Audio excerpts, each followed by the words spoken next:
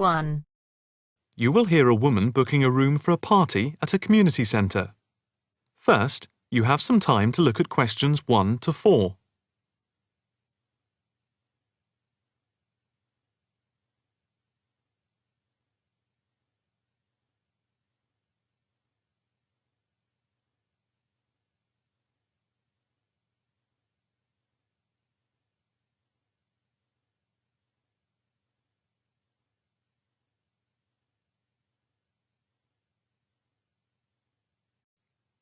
Now the test will begin. You should answer the questions as you listen, because you will not hear the recording a second time. Listen carefully and answer questions 1 to 4. Hi, good morning. My name's Pete. How can I help you? Hi, my name's Maria Lincoln. I understand you hire out rooms in the community centre as venues for parties? Yes, we do. We've various sized accommodation. It depends on what you're looking for, really. We're looking to hold a party, a children's birthday party, and we need a room that will hold about 70 people, with space for a small disco area, games, dancing, and food. Well, we have a large room, and it would certainly hold at least 100 people comfortably. It's used a lot for parties and things like that. That sounds as if it might be suitable. I've tried various venues, and they're either booked up or they don't hold enough people. Can you tell me when you were thinking of holding the party? I know it's short notice, but we wanted to hold it Saturday week. That's September 15th. Let's have a look. Yes, you're in luck. The Mandela suite is free then. I'll just write that down. Mandela. And the time. When were you thinking of holding it? In the afternoon, from 3:30 p.m. to 9 p.m. Yes, okay. There's no smoking on the premises, and we're only licensed to have soft drinks. That's okay. I think I'm happy to go ahead. Before you hear the rest of the conversation, you have some time to look at questions 5 to 10.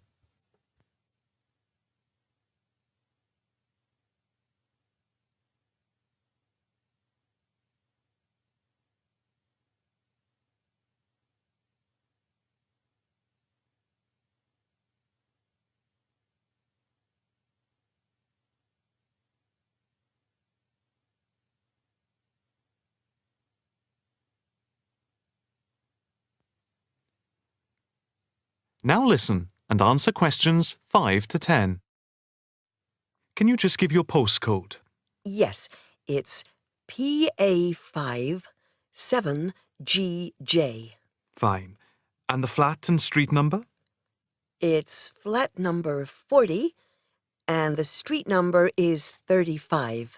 Okay, so that's flat 40, 35 Beaches Street. Yes, that's right. And a contact number? My landline is 223279 with the code.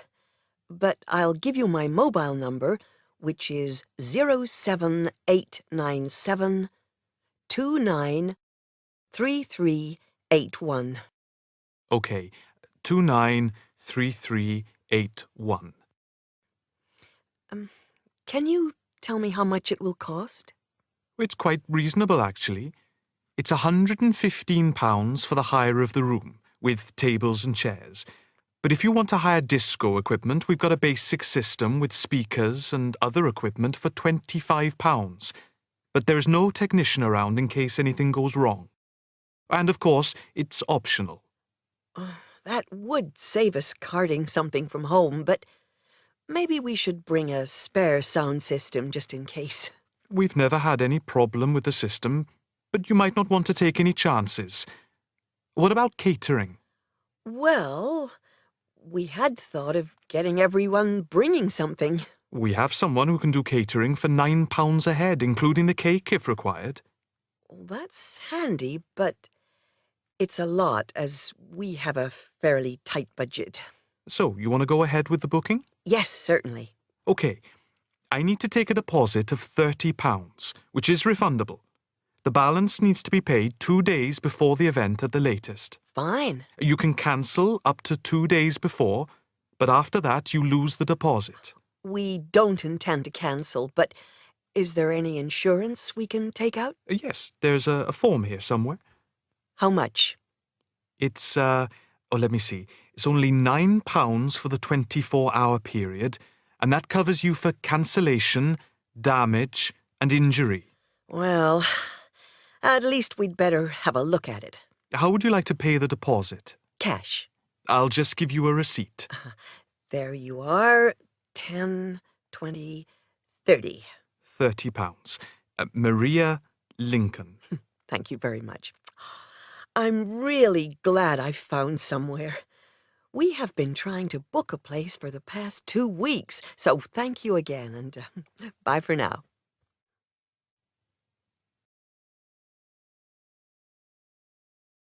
That is the end of part 1.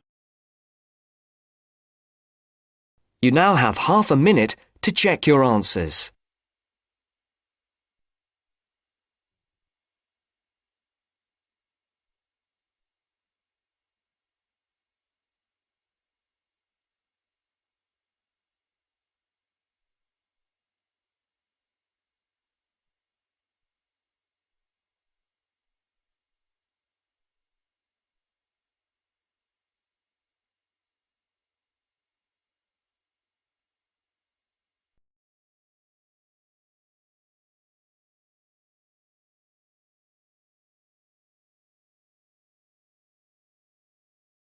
Now turns to part 2. Part 2. You will hear a trainee teacher called Eve talking to her university tutor about her preparations for teaching practice. First, you have some time to look at questions 11 to 15.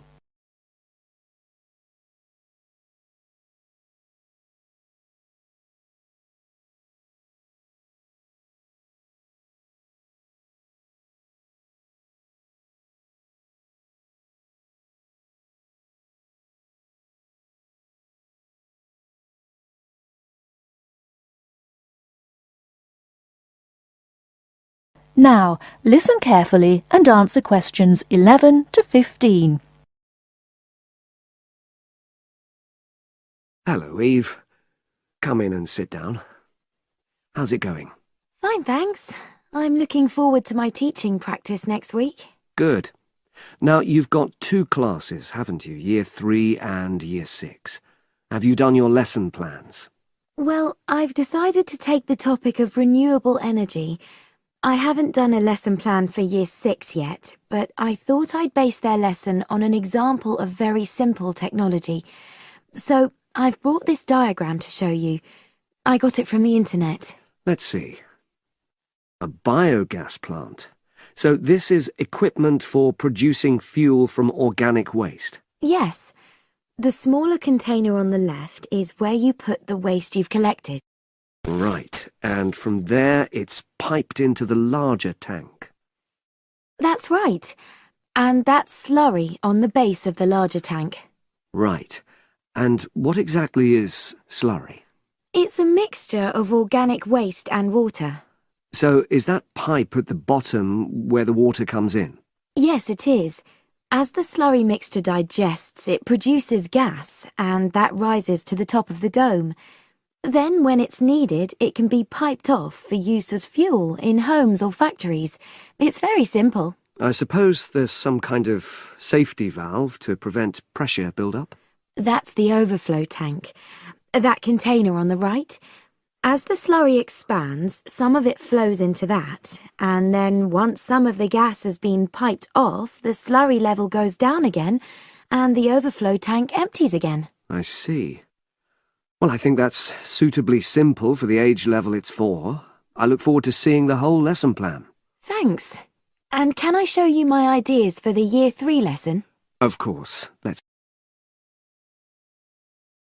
Before you hear the rest of the talk, you have some time to look at questions 16 to 20.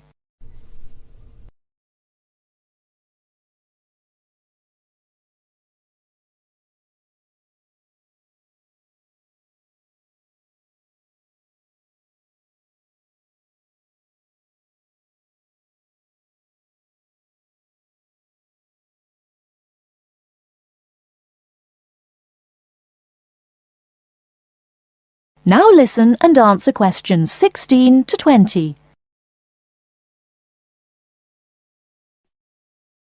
I thought I'd introduce the topic by writing the word energy on the board and reinforcing the spelling and the pronunciation. Then I'll do a little mime, run on the spot or something, to convey the sense. I'd keep it brief at this stage. Yes, I will. Then I'll wipe the word off and write the question, where does energy come from? And see what the pupils come up with. Fine. I'd suggest that you just brainstorm at this stage and don't reject any of their suggestions. Yes, that's what I was going to do. Then I've produced a set of simple statements like, energy makes cars move along the road, and energy makes our bodies grow. There are 8 altogether. Are you going to give them out as a handout or write them up on the board? First, put them up on the board, and then I'll read them out loud. And I'll get the pupils to copy them out in their notebooks. I'll also ask them to think up one more similar statement by themselves and add it to the list. Good idea. After that, I thought I'd vary things a bit by sticking some pictures up of things like the sun and plants and food and petrol and a running child. And I'll get the pupils to work out what order the pictures should come in terms of the energy chain. I think that's a very good idea. You could move the pictures around as the pupils give you directions. Yes, I think they'd enjoy that. And to finish off, I've made a gap fill exercise to give out. They'll be doing that individually, and while they're writing, I'll walk round and check their work. Good. And have you worked out the timing of all that? It'll probably take you right through to the end of the lesson. That is the end of part 2. You now have half a minute to check your answers.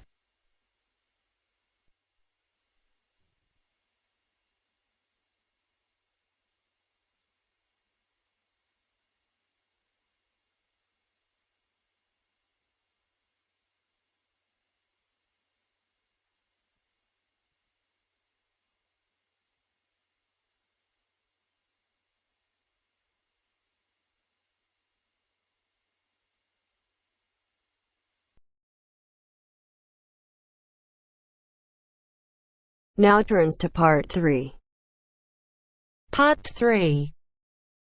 You will hear a discussion among 3 students who are organising an international film festival at their college. First, you have some time to look at questions 21 to 24.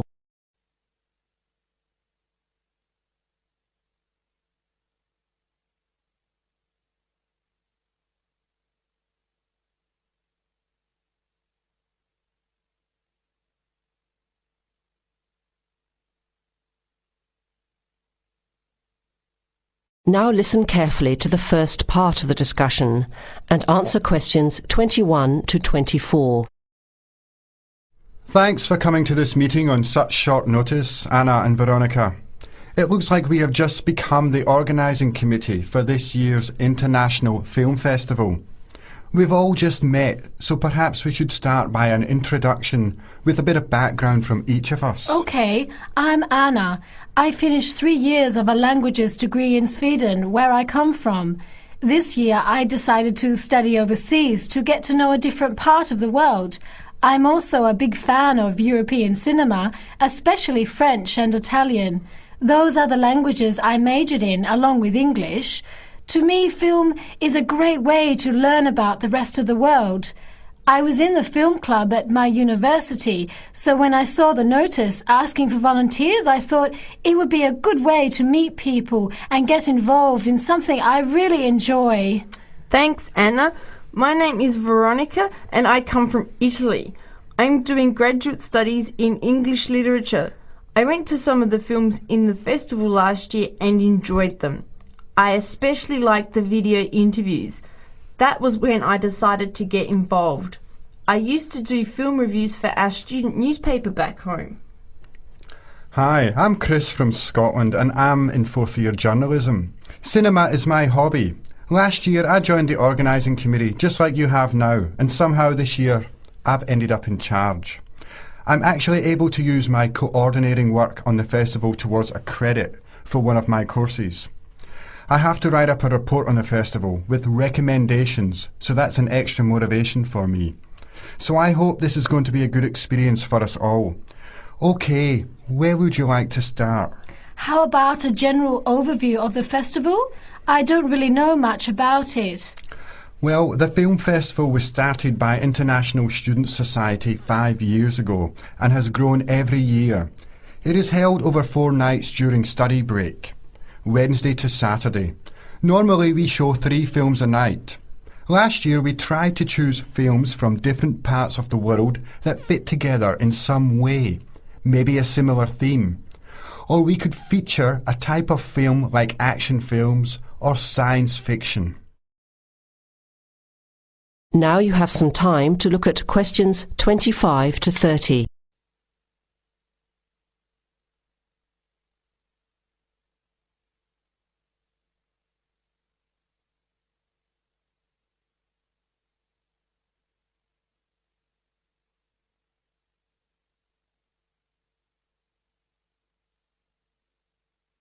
Now listen to the rest of the discussion and answer questions 25 to 30. Who picks the films? It's up to us on the committee to decide. You mean we get to pick all the films ourselves? What a hard decision. There are so many to choose from. Well, that's the fun part. We have this catalogue of independent distributors. The films are listed by language and have a short summary.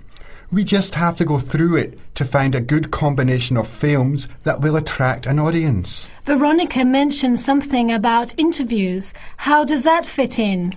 We set up cameras in the foyer of the theatre and did live interviews before, during intermission and after the screening. Anyone from the audience could come up and talk about the film. The Broadcasting and Journalism School set it up and ran the interviews. They were shown on big screens around the lobby and in the theatre. It went over really well. We had a long lineup of students waiting to be interviewed on TV. Everybody wanted their minute of fame. Great idea. Yeah, it worked really well. We should certainly do something similar again. Maybe even develop the idea further, like a website with audience reviews and discussion, so we can get as much participation and involvement as possible. Hey, that's a good idea. Can I ask a question? None of the films are in English, right? Are they dubbed or subtitled? Well, we do occasionally choose a film in English, but only from unusual places where the dialect is so strong they sometimes need subtitles, like the Caribbean or even Scotland. The majority of films in the festival are foreign language, dubbed in English. We've learned from experience that students don't like reading subtitles.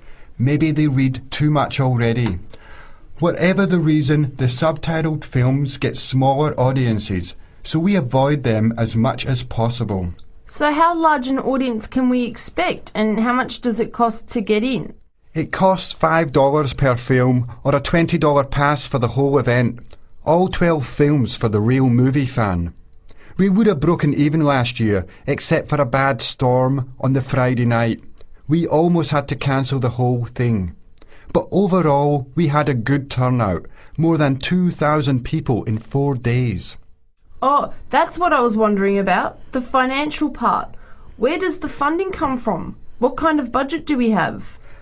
The festival is subsidised by the Student Council. We generate money through advertising and through admission charges. We'll go over the budget in details a little later, but we've got lots of work to do in the meantime. I guess we have to start pretty soon. Well, I think by the 1st of March at the latest. We need to select all the films. Then we have to find some advertisers to sponsor the event. That shouldn't be too hard. We'll just start with last year's list. Our deadline for that should be the middle of March. By the end of March, we need to design the programme. Then we can get posters made up and distributed in April. Like you said, we need some clever promotion, something to generate interest and get people talking. We have 4 months to get ready. It should be enough time. OK, where do we start?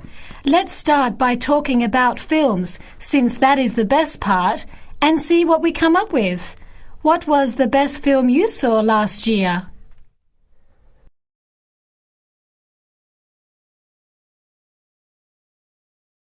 That is the end of part 3. You now have half a minute to check your answers.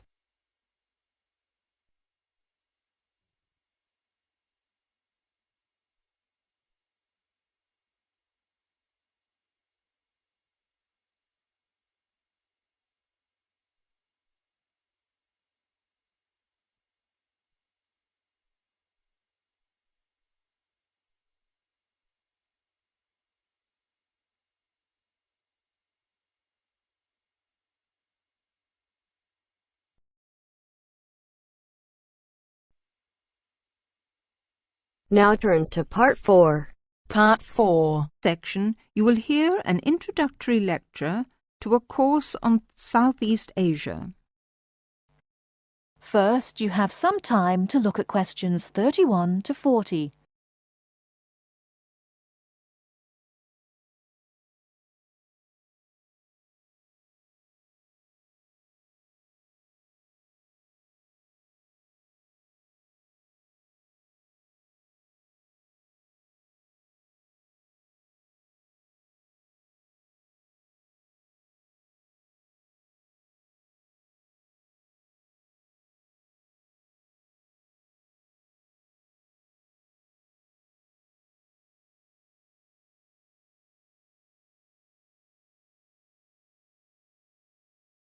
Now listen carefully and answer questions 31 to 40. My name is Paul Stange. I'm coordinator of this course. It's called Southeast Asian Traditions. I'm also the author of the study guide and the course reader, and you should have those in front of you. As well as these, you'll need 2 textbooks for the course. There's the one by Osborne and there's another by Legg. I'll talk a bit more about the reading materials in a moment. Now, if you haven't got these materials, you can buy the textbooks at the university bookshop, and you can collect the study guide and the course reader from me on your way out of the lecture.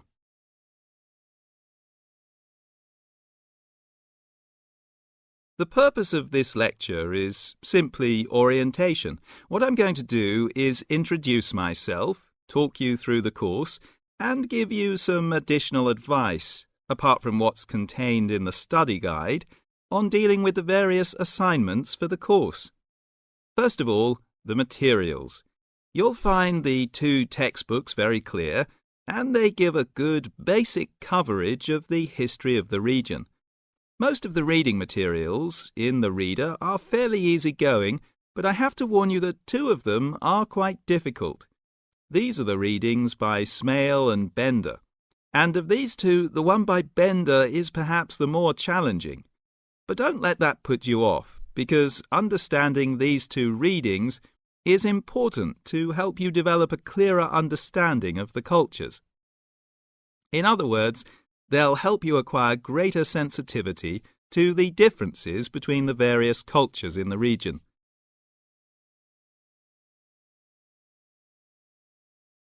Now, the course itself.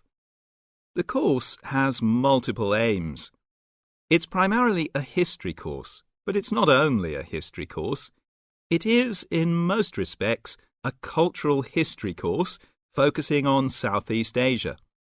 Nevertheless, the course is, as you'll see from the materials, an introduction to the Southeast Asian Studies component of the Asian Studies programme. In looking at the cultural history of Southeast Asia, there are 2 major influences to be considered, the Chinese and the Indian. It's important not to forget the extensive influence that these 2 countries have had in the region.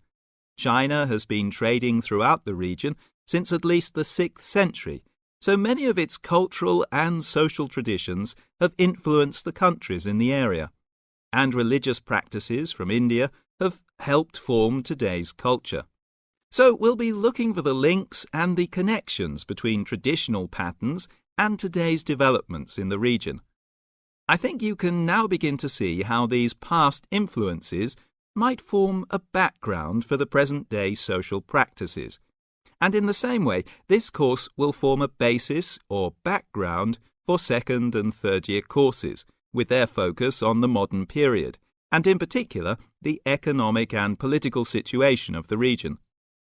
So, that's the outline of the course. I'd like to go on now to look at what you have to do, your assignments and so on. That is the end of part 4.